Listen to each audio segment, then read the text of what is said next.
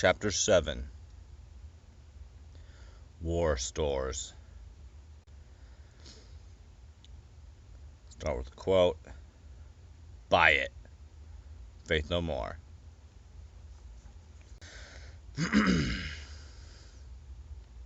In the quiet forest on the outskirts of a normal-sized town. We know that town is Valley Forest. A small family of deer graze peacefully. The ground begins to vibrate slightly, and each deer stops to look. The vibrations become a rumbling, and the deer take off in all directions just as a massive tank rips through the trees and forests around them.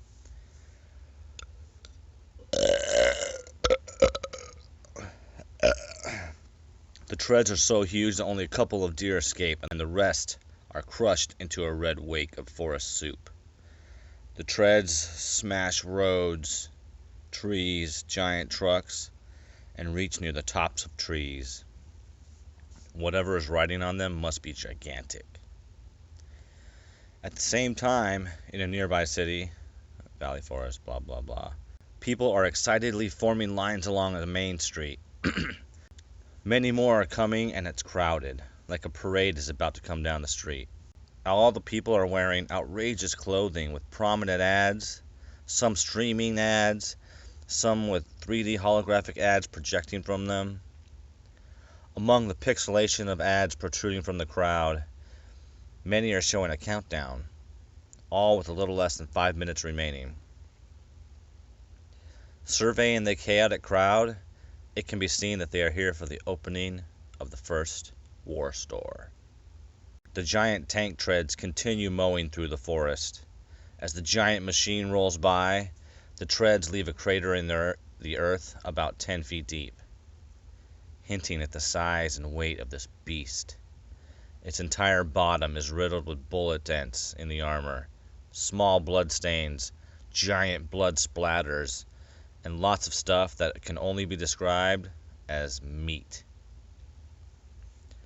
And this thing is brand new. Hanging on the side of this enormous hunter-killer-like machine is a giant tarp that reads, "Grand opening, 50% off, today only." Above the sign is the logo, Telnet, the original war store. The forest pulls back for a second, and you can see the whole Telnet war store. It looks like a fully armed apartment building / Walmart on gigantic tank treads. The outer layer is littered with machine guns, radars, sensors. Basically looks like the surface of a Death Star.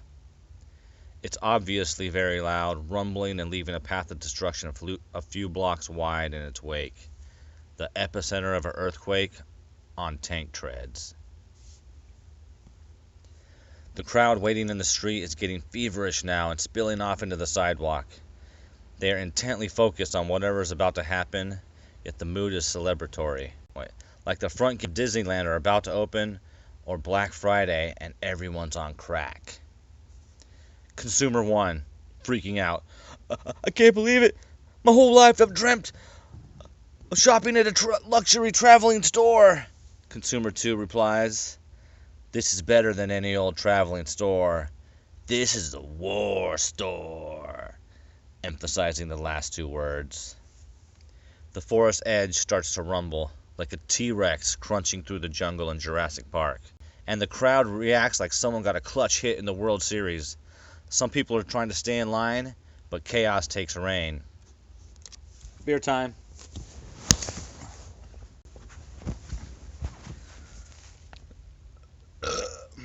There was a small, grassy field between the edge of the forest and the city edge, a few hundred yards or so.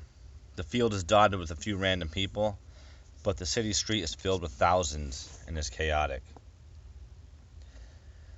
Inside a high-tech cockpit, uniformed men and women are looking at readouts and pressing important buttons on their touchscreens.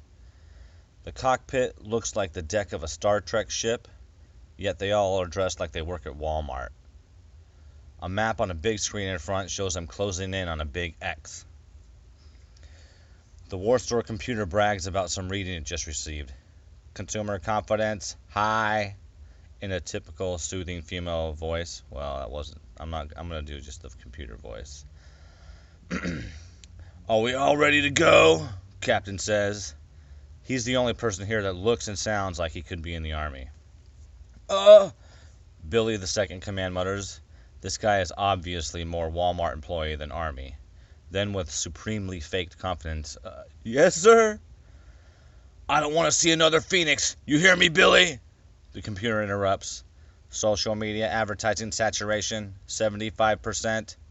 Physical ad presence nearing 50,000. Billy. Yes, sir. I'll double check on the supervisors. The computer interrupts again. Launching regional sales promotion virus. On a screen nearby, millions of names scroll by in about a half a second. Then the screen flashes.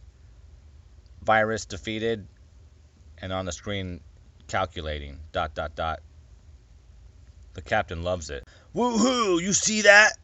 We were online for a whole half a second. Oh man, heads are gonna roll at Mabep Softwest for that one.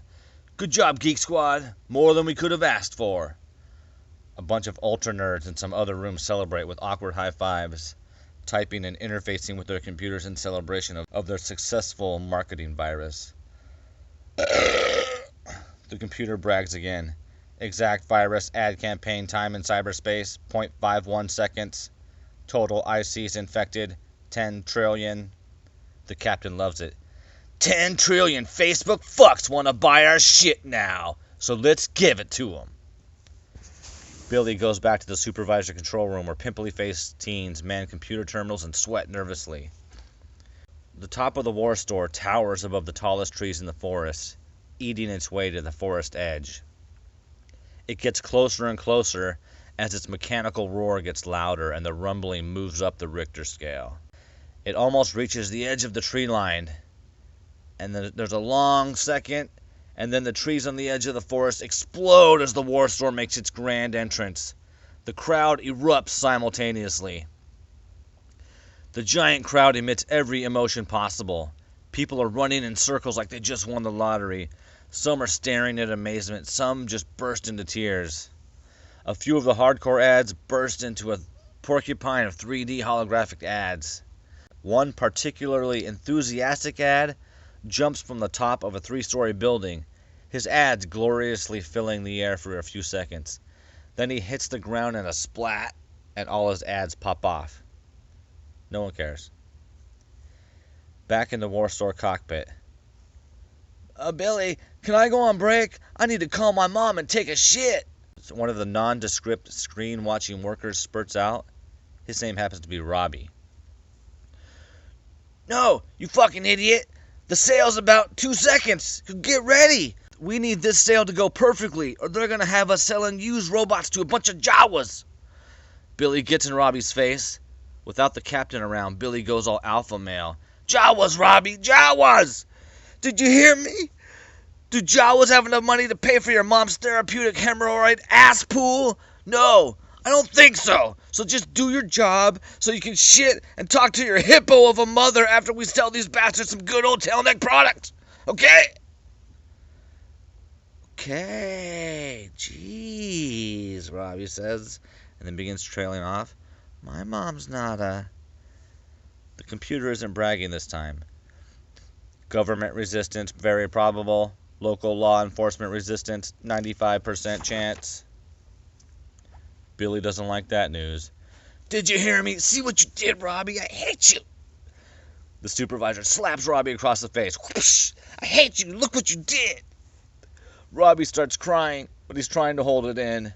He's also simultaneously trying to hold in that shit he was talking about. And he lets a fart slip out because he's so stressed.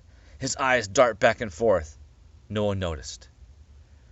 The captain is standing near the front main window, looking out over the approaching frenzied street like some great army commander surveying the battlefield. See that, Billy? That's the power. Those bastards would do anything and everything to be the first one in here, giving us their money. Look at them go. Then after a second, okay, we ready to do this? A few screen watchers sound off weakly and not in unison. Yeah, okay. Yeah. The captain turns and throws a furious backhand over the top of a row of monitors. hitting at least 2 of the screen watchers, probably 3. He turns into a drill sergeant. "I can't hear you!" All of the screen watchers now respond, "Yes, sir." Better. Okay, lower the vacuum store entrances. Looking at a war store from the crowd's perspective, you can hear giant mechanical parts moving and unlocking. 2 giant arms begin descending from the war store's side. The ends of each arm have what looks like a giant dustbuster where the hand should be, but with the words entrance. Have a nice time shopping at Telnet. Below that is their war store slogan. Quote, "We blow away the competition," with cartoon machine gun muzzle blast background art. The arms lower almost all the way to the ground, and the war store is still moving at top speed. The giant dustbuster vacuums turn on with an enormous hum, and debris begins to be sucked in with tornado-like speed. The frenzied crowd is now not long from its shopping spree. It's pure chaos in the streets. Suddenly, 4 cop cars come flying by with sirens blazing, sending some people fleeing back to the sidewalk. A few ads and normal people are very upset by the cops crashing their sale. One ad steps out in the path of the oncoming cars like he's in Tiananmen Square. He's got multiple 3D holographic ads for the new iPad 69, shooting out at all angles from his shoulders, Apple logo tattooed over his face. He looks like Flavor Flav mixed with a pincushion of holographic Apple ads pointing in all directions from his body. None of the cop cars touches the brakes, and they splatter him like the toxic waste guy in RoboCop. All of his 3D holograms stutter and shatter in all directions, then quickly blink off. No more hits today for that ad. Inside the war store cockpit, there's a slight rumble, and the chaos below looks like some crazy psychedelic ant farm. The captain's face widens with an evil smile. "Ha! Good job, baby!" He pats his war store, and then gets loud again with a strange battle cry. "Okay, time to peddle our product," he continues. "When the cops get out of the crowd, take them out. We don't need to kill any more of our customers than we need to." The cop cars pass the end of the street and snake into the empty field between the war store and the crowd. They separate into 4 dusty trails. One car hits the brakes and both cops pop out, shooting at the war store from behind their open doors like they're in a movie, doing nothing to the war store. 2 small hatches on the front of the war store open. 4 drones cruise out. 2 are airplane-like and 2 are helicopter-like. In unison, they launch missiles and fire mini machine guns. They turn around and are heading back into the war store before their projectiles even reach their target, like some cocky basketball player who launches a 3 and then begins celebrating while the shot's still in the air. Small but deadly explosions go off in a row, 1, 2, 3, and cop cars go up in explosions, sending them flying in all directions like some out-of-control movie director demanded it. The 2 cops that were shooting at the war store attempt to take off running. They both get about 1 step before they turn into red explosions. One car flies towards the war store and gets crunched under the treads as easily as a human squashing a beetle. Tony and Perry are watching from treetop. Elle was working that day and tried to keep working, but everyone stopped what they were doing to see this. People were walking away from their live games. So pretty much everyone at treetop was crowded near the large curved windows that face the city, watching in amazement as the war store drones destroyed the cop cars. A couple people took off running for the elevators. One kid looks over to his friend. "Dude, that's just like that one game, Amazon's Drone Clones 3. The second kid waits a second and then agrees. "Oh yeah!" Then they both do a high five and freeze midair like kids in the toy commercial from the 80s. Cool! The war store is nearly there. Many are holding out credit cards and money. Some even crying and throwing money into the air like crazy religious people. A no-music mosh pit of consumerism is about to explode. 2 guys bust out running towards the war store. The first guy is sucked into the war store's giant dustbuster hands from about 20 feet like a piece of dust. His flailing body hits the side and is torn to bloody shreds. Some of his body goes into the entrance. His head and arms go spinning off left into the air. The second guy gets sucked up like a bird being sucked into the jet engine of an airplane. He splatters against the side also. The front rim of the giant dustbuster is now covered in blood. The crowd sees the first two war store customers instantly killed and go silent, almost as if they are now thinking this might be a bad idea. A few look at each other in contemplation, but a long second later, they explode with cheers, and a mad dash starts.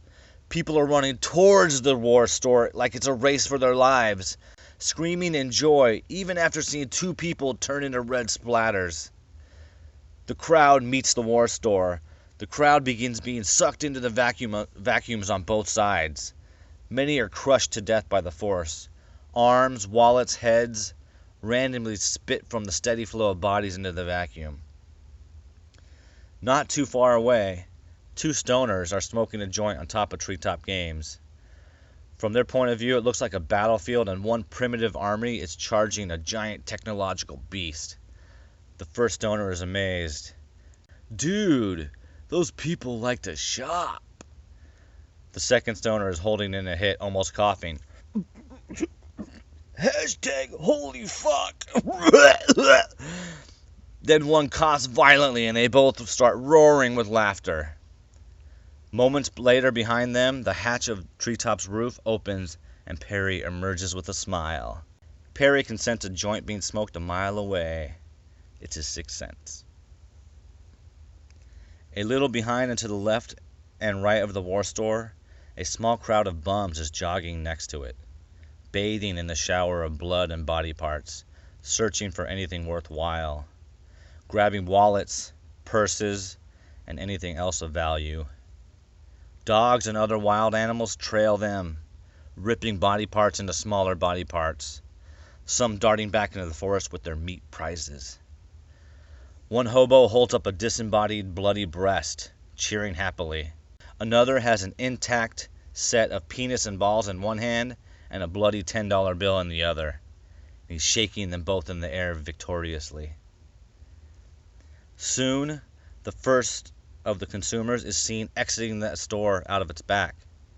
Hands full of bags and brand new sunglasses, video games, stuffed animals, food.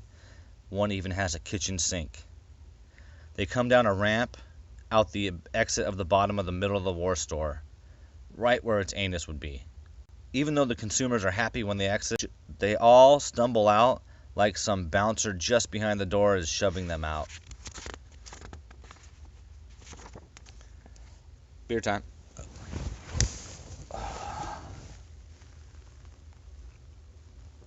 Cut to the inside of a different war store. A much slicker, much higher tech cockpit. The employees on this war store look like they should be in the Imperial Army or Star Wars and GQ at the same time. Almost all of them are working on their computers.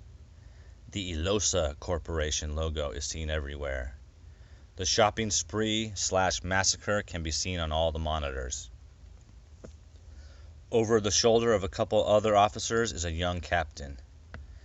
He's seen watching the scene on tablets other officers are holding up in front of him. He is calm. He looks ready to take action.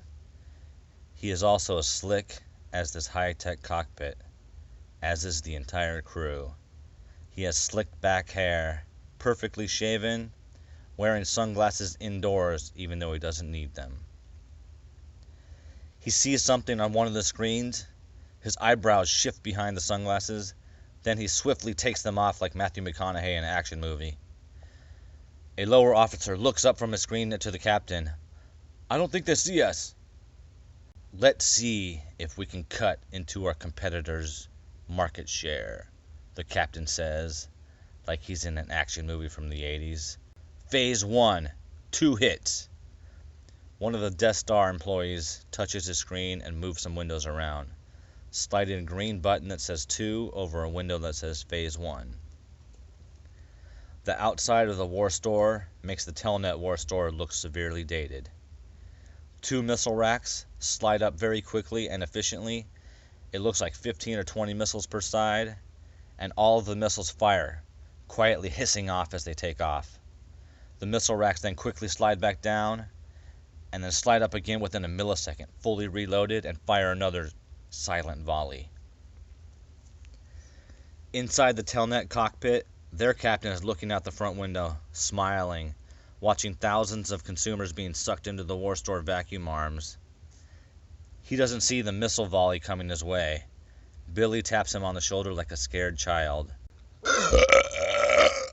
The captain quickly catches on to what's happening. What the? One of his Walmart-looking crewmen is in front of him, sleeping face down on a screen that is screaming at him with roughly 80 red dots racing toward the middle of the screen. The captain donkey punches him in the back of the head. The kid wakes up, fresh drool slopping down his face, and instinctively presses a big red button. The Telnet War Store anti-missile system activates, and a red laser quickly tags and destroys missiles, only taking out about 10 out of 80, as the rest crash into the Telnet War Store, unleashing their payload. Most of the missiles rip into the middle of the Telnet War Store. The giant mechanical beach lurches to the side as the volley shreds its chest into a mess of metal shards, black holes, and pipes spewing out all kinds of liquids.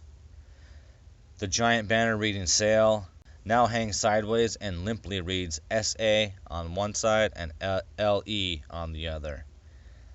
The collateral damage is massive.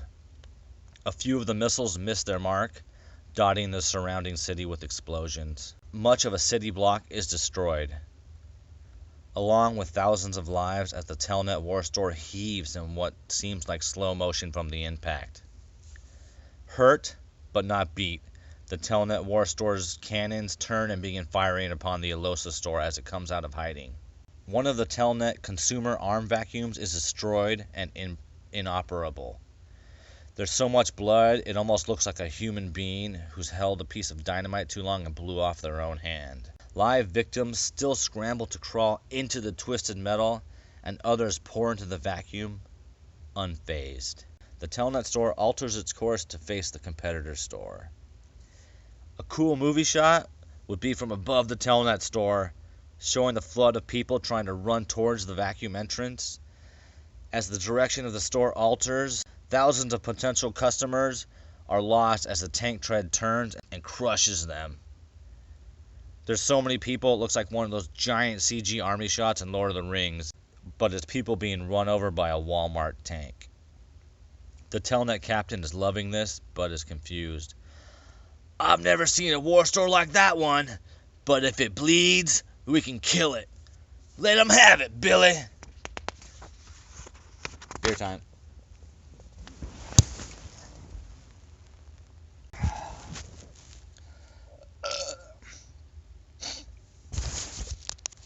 Still recording.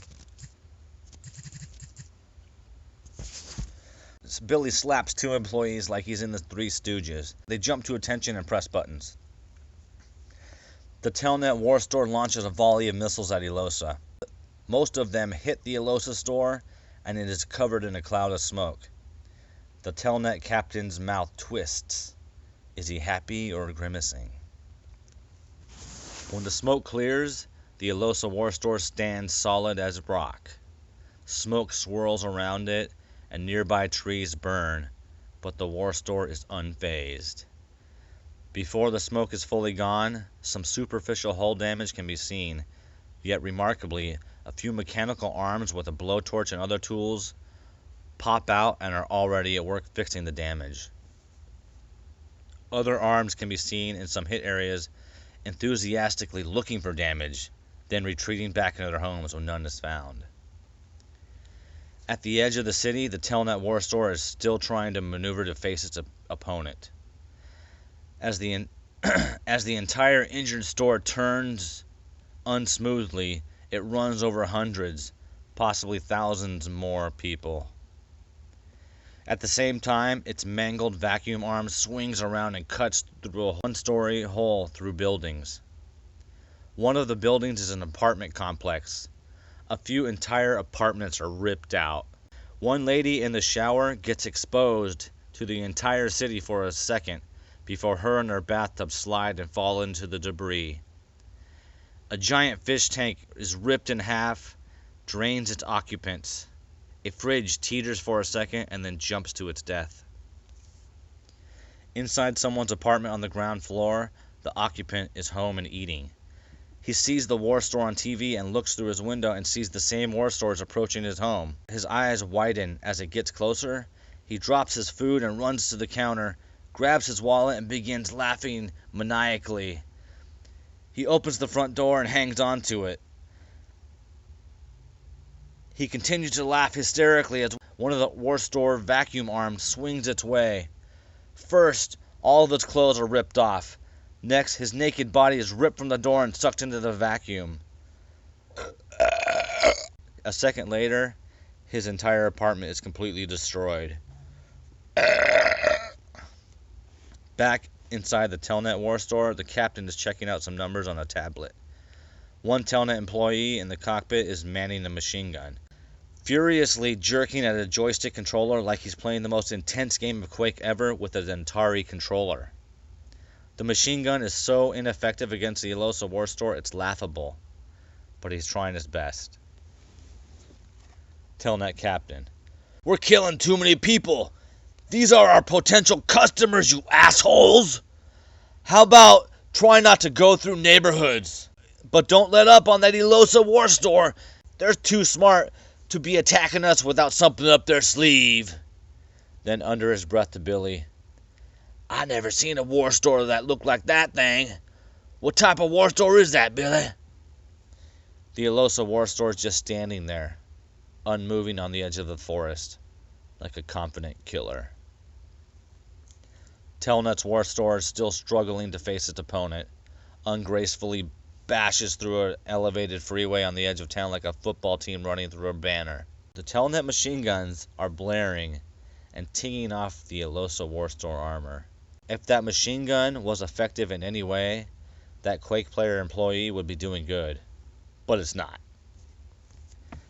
Finally, the Telnet war store faces Elosa's. Telnet on the edge of town, Elosa on the edge of the nearby forest, a grassy field between the two. Two gunslingers about to finish their duel. The world was about to move on. That's a Dark Tower reference, sorry. Two sirens on top of the Elosa war store turn on and begin spinning. Next, a long, thin part on top of the Elosa war store begins to rise. Giant mechanisms lifting many tons of metal. The relatively thin piece folds back and starts to resemble a scorpion tail. "What the fuck is that, Billy?" the Telnet captain asks. I'm getting information on that right now." Billy's waiting. He reads as the info appears. Brand new, right off the line, unseen in action." The captain breathes. "Until now." He pauses. "Grandma may have just shit the bed." Billy states the obvious. Sir, they have superior firepower." The Quake guy is still playing his game like a spaz, going for his high score, even though it's completely ineffective.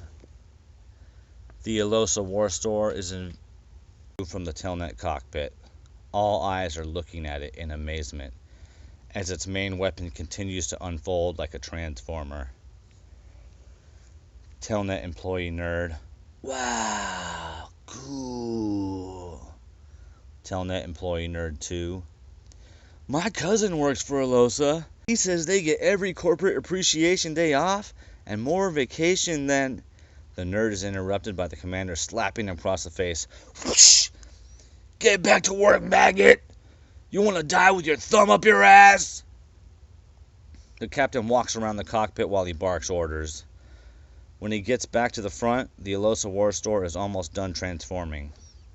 While he's walking around: "We may only have one chance at this. We gotta give 'em all we got. One quick volley of every fucking thing we got. Then we make a beeline for the tree line and hightail it out of here. Do it!"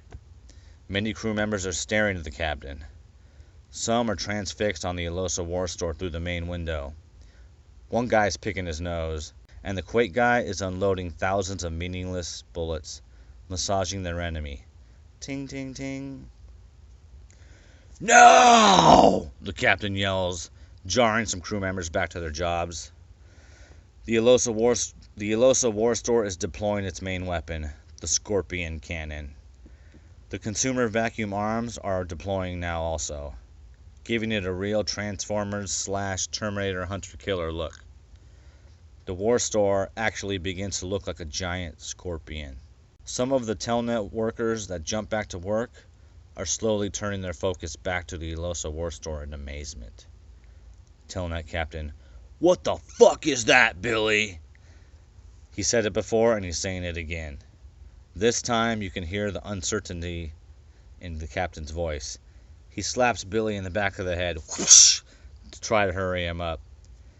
Billy hurriedly shows him a readout showing the Scorpion Cannon fully deployed, with pictures describing that it launches a giant, self-propelled drill missile. Billy says, Scorpion Cannon, sir. It's never been in action before. The data we have is from a prototype Lockheed made for Elosa years ago. They thought it was a failure." Captain is looking at this readout intensely. Billy is awaiting a response, very eager and scared at the same time. There's a short silence. Only the Quake guy machine gun controller is still frantically trying to destroy his target to no avail. The Elosa War Store is almost fully deployed. It's an awesome sight. Any fan of science fiction would be shitting their pants as this massive real-life special effect unfolds. As the tail and arms lock into place, a great sound effect is heard and a spark of electricity dashes up and down the War Store. Telnet Captain for the third time, "What the fuck is that, Billy?" Billy responds, "Scorpion Cannon, sir." And he pauses and then tries to get the captain's attention. Sir?" The captain shakes his head, trying to snap out of it, then realizes all of his crew are doing the same. "God damn it! Where's my volley of missiles, you useless motherfuckers? Fucking shit, you guys are gonna get me killed! Get us out of here!" The captain slaps the back of the employee's head who is at the main controls. Whoosh! Very hard. The kid curls up into a ball like he's been slapped like that many times before. The entire War Store jerks and everyone in the cockpit stumbles, like in Star Trek when the Enterprise takes a big hit. The War Store immediately and drastically changes course. The captain is staring doom in the face while half his crew of 15-year-olds are flailing around on the ground in front of him. "Get up, you fucking idiot faggots, or you'll never get to watch The Simpsons again!" Then to himself, looking up, "God, don't you still owe me one?" Back to the Elosa War Store. The Scorpion Cannon begins to spin. Zzzz. The nose is separated into 3 sections, which are beginning to spin very fast, and a high-pitched whine is heard as it increases speed. It reaches maximum speed, a very high whine, and spins at speed for a second as smoke begins to pour out of vents built down the length of the tail. Smoke flows out of each hole in sequence down the tail until it reaches the bottom vent. After the last vent begins shooting out smoke, the jet engine fires up with a roar. A giant metal detaching sound is heard as the missile separates from the tail. It begins moving very slowly at first, like it is immensely heavy. You can see the entire missile separate from the War Store, and the jet rockets begin to accelerate the giant weapon into the sky. First looking into the sky, the missile slowly rotates down as the horizon and the Telnet War Store come into view. An awesome movie shot would be riding the Scorpion missile on its descent all the way to impact. First-person view of the impact as the Scorpion penetrates the outer hull and the drill goes to work. The missile crunches into the Telnet War Store, plunging about 3/4 of its length into the War Store's body. It sits still for a second silently before gravity and the drill start working and the missile slowly creeps into the hull. The tip of the missile drills its way into the hallways where workers are running back and forth. A fancy Telnet employee isn't impressed. He stops running and lets out a psh sound as he tries to slap the spinning missile parts and promptly turns into red liquid. After a few seconds of drilling, the drill loosens the missile enough to where it drops down a level with a big crunch. It lands in the consumer area with another great crunch. This is where the flood of consumers are passing through. It looks like a compact indoor shopping mall, except there are no stores, just ads and facades that consumers pass. Customers pass by on an assembly-like shopping conveyor belt, where robotic arms give them stuff and charge their credit cards. The drill settles into the shopping path while consumers are being pushed into its spinning tip of death, splattering one after the other with red explosions. One especially smart consumer thinks the drill in the path seems out of place and says, "Oh, is this supposed to be?" And then he turns into a bloody splash. After a few more seconds and a few more people turning into bloody splashes, the drill turns off and slowly stops. Inside the Telnet cockpit, chaos is reigning. Nerd employees are screaming and panicking. Smoke can be seen billowing through the front window. Alarms and damage warnings are going off everywhere. The captain walks up to the window and looks down at his war store, fatally wounded. He shakes his head. "I should have been a gigolo." A loud sound of giant metal bending starts, like the Titanic breaking in half, and the view behind the captain starts to tilt toward the ground as the cockpit bends on itself. Outside of the Telnet war store, the giant beast is collapsing onto itself. Some people are jumping, some people are running for it, some are sadly still trying to clamber into the dustbuster entrance. Back inside the Elosa war store cockpit, Slick Captain stands motionless, in the same position we saw him before. Sunglasses are back on. He smiles slightly and nods almost imperceptibly. One of his crew members acknowledges the nod and presses a button. The front monitor pops up a number 5 and begins counting down. 4, 3, 2. Back to the Telnet war store collapsing. Some customers are still filing out of the back exit, having the time of their lives. A few notice that a war is happening around them and are looking back at the war store, sad that it is crumbling before their eyes. There's a TV crew trying to interview customers covered in blood. Paparazzi are snapping pics like crazy, obviously not using cameras, just staring intently like insane perverts taking pics and recording video with their ICs. Just as the Telnet war store is about to collapse, the Scorpion missile explodes, destroying the gigantic beast and everything within a few hundred yards in a massive, cool-looking explosion. The blast sends giant pieces of smoking debris arcing over the entire city, crashing down through the entire city. Every customer around the Telnet war store is vaporized, along with all the news people, hobos, onlookers, and any forest creatures dumb enough not to be far enough away. What's left is a shallow crater filled with a TP-looking pile of black smoking metal sitting on top of giant mangled tank treads.